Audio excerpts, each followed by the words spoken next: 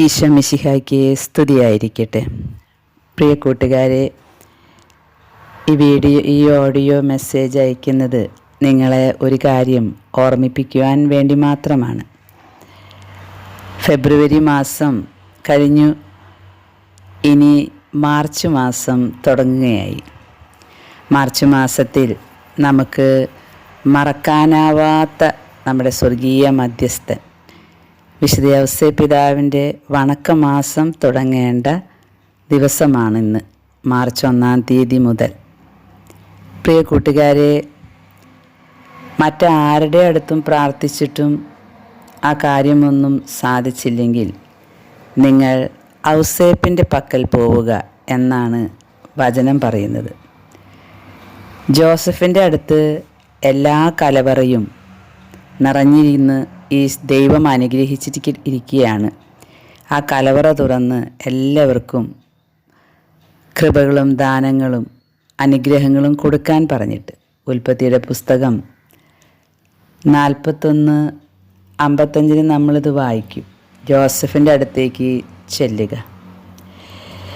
ഈ മാസം എല്ലാ ദിവസവും വണക്കമാസം പോസ്റ്റ് ചെയ്യണം എന്നൊക്കെയാണ് കഴിഞ്ഞ വർഷം വിചാരിച്ചത്. പക്ഷേ ആരോഗ്യസ്ഥിതി നല്ലതല്ലാത്തത് കൊണ്ട് എല്ലാ ദിവസവും വണക്കമാസം പോസ്റ്റ് ചെയ്യുന്നില്ല.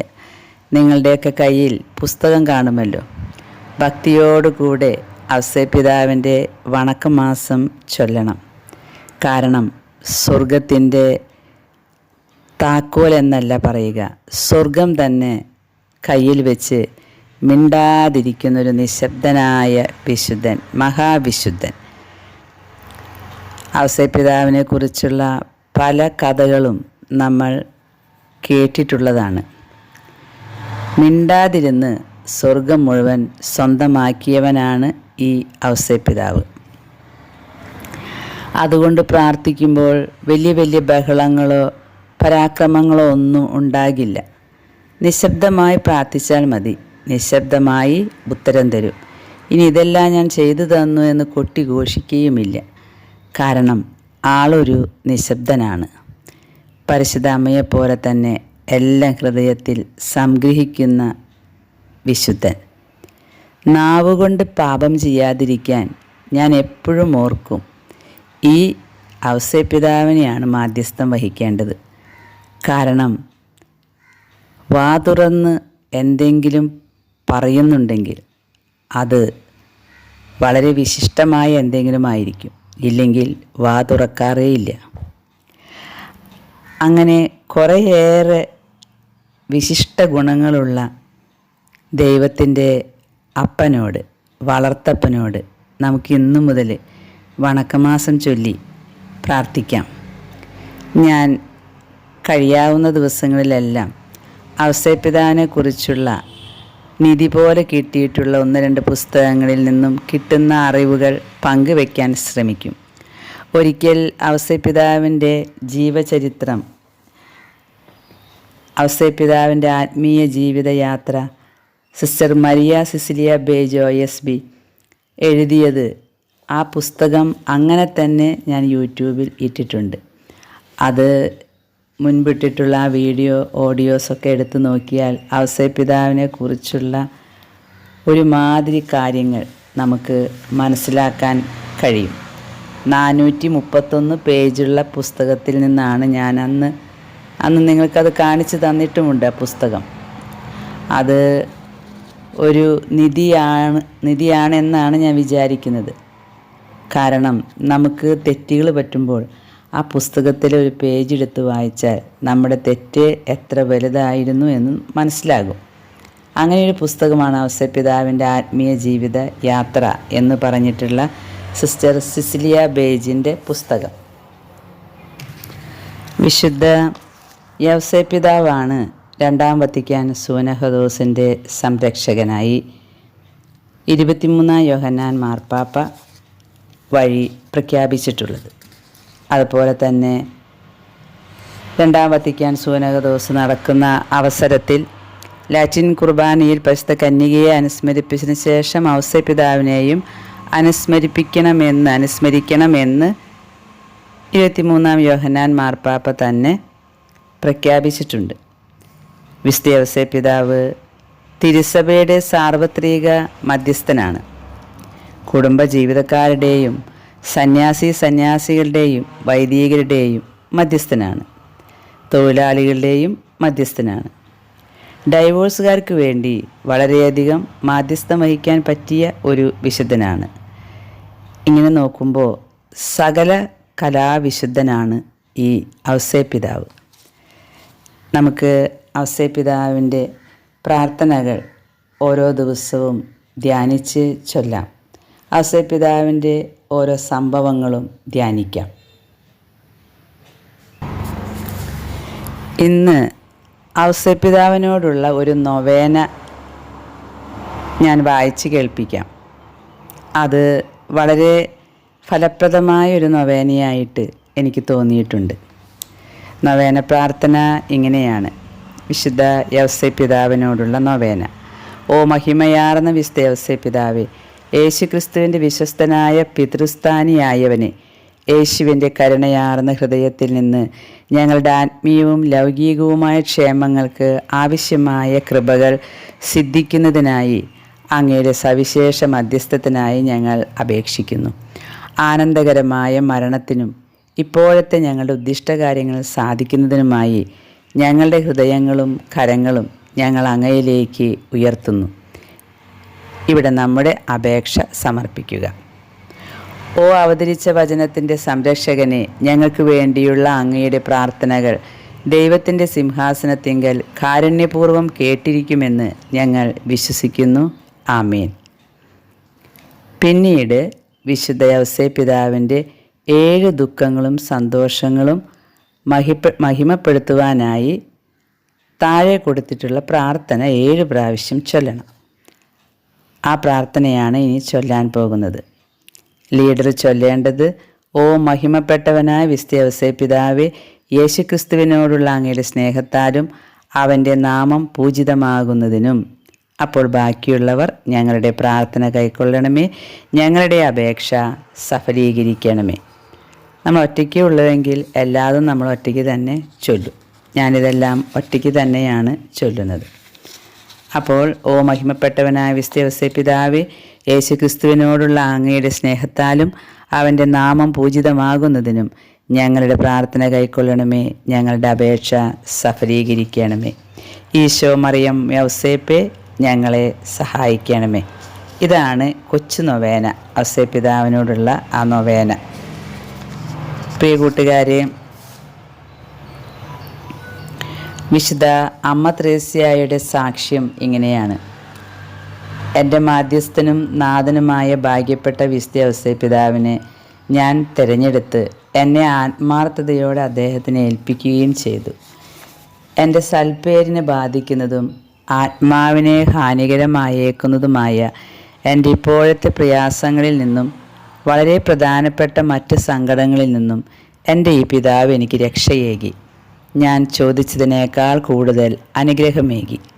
ഞാൻ അപേക്ഷിച്ചിട്ടുള്ള യാതൊന്നും ലഭിക്കാത്തതായി ഒരിക്കലും സംഭവിച്ചതായി ഞാൻ ഓർക്കുന്നില്ല. ശാരീരികവും ആത്മീയവുമായ വിപത്തുകളിൽ നിന്ന് എനിക്ക് രക്ഷ കിട്ടി. ഭാഗ്യപ്പെട്ട ഔസേപ്പ് പിതാവ് വഴി ദൈവം എനിക്ക് നൽകിയ അനുഗ്രഹത്തെക്കുറിച്ച് ഓർക്കുമ്പോൾ ഞാൻ ആശ്ചര്യഭരിതയായി പോകുന്നു. അവിലായിലെ അമ്മ ത്രേസ്യയുടെ സാക്ഷ്യമാണ്. അമ്മ ത്രേസ്യ ഏത് നടക്കാത്ത കാര്യങ്ങൾക്ക് വേണ്ടിയും ഔസേപ്പ് പിതാവിൻ്റെ അടുത്തേക്കാണ് ഓടി വരാറത്രേ. എനിക്ക് ആരോഗ്യമുള്ള ദിവസങ്ങളിലെല്ലാം ഞാൻ ഔസേപ്പ് പിതാവിൻ്റെ ജീവിതത്തിലെ ഓരോ അനുഭവങ്ങൾ പോസ്റ്റ് ചെയ്യും. അത് മദർ സിസിലിയ ബേ ജോയസ്ബിക്ക് ലഭിച്ച വെളിപാടുകളിൽ നിന്നാണ്. ഈ പുസ്തകം നമുക്ക് മലയാളത്തിലേക്ക് ആക്കി തന്നത് ജോൺ അഗസ്റ്റിനാണ്. അദ്ദേഹത്തിനൊരു ഉൾവിളിയുണ്ടായി എന്നാണ് പറയുന്നത്. അതായത് ഇത് പകർത്തി എഴുതാനായിട്ട് ഇരിക്കുന്ന സമയത്ത് വിശുദ്ധ ഔസേപ്പ് പിതാവിൻ്റെ നാമത്തിലുള്ള ഒരു ദേവാലയത്തിൽ പോയി പ്രാർത്ഥിക്കാൻ പറഞ്ഞു, ഇതിനെക്കുറിച്ച് കൂടുതൽ കാര്യങ്ങൾ അറിയാൻ. ഏത് പള്ളിയിലാണ് പോകേണ്ടത് എന്ന് ചോദിച്ചപ്പോൾ വീണ്ടും സന്ദേശം വന്നത് കണ്ണമാലിയിലുള്ള വിശുദ്ധ ഔസേപ്പിതാവിൻ്റെ പള്ളിയിൽ പോകണമെന്നാണ്. അങ്ങനെയാണ് അവിടേക്ക് പോയത്. അതിനുശേഷമാണത്രേ ഇതിൻ്റെ പകർപ്പ്, അതിൻ്റെ പ്രവർത്തനങ്ങൾ കൂടുതൽ വേഗത്തിൽ ചെയ്യാൻ കഴിഞ്ഞത്.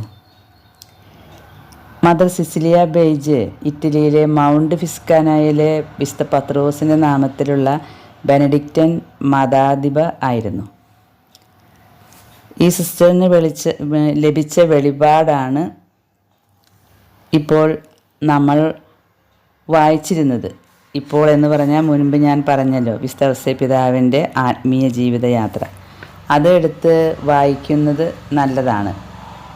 പുസ്തകം മുഴുവൻ ഞാൻ വായിച്ച് അന്ന് പോസ്റ്റ് ചെയ്തിട്ടുണ്ട്. ഔസേപ്പിതാവിൻ്റെ ജീവചരിത്രം വളരെ വളരെ ഉപകാരപ്രദമായിട്ടുള്ള ഒരു പുസ്തകമാണത്. വളരെ ഉപകാരപ്രദമായ ഒരു പുസ്തകം.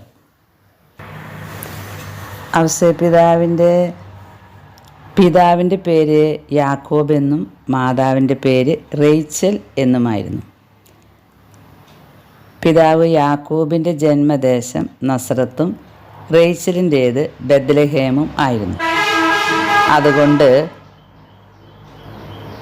വിവാഹം കഴിഞ്ഞ് അവർ നസ്രത്തിലാണ് താമസമാക്കിയത്.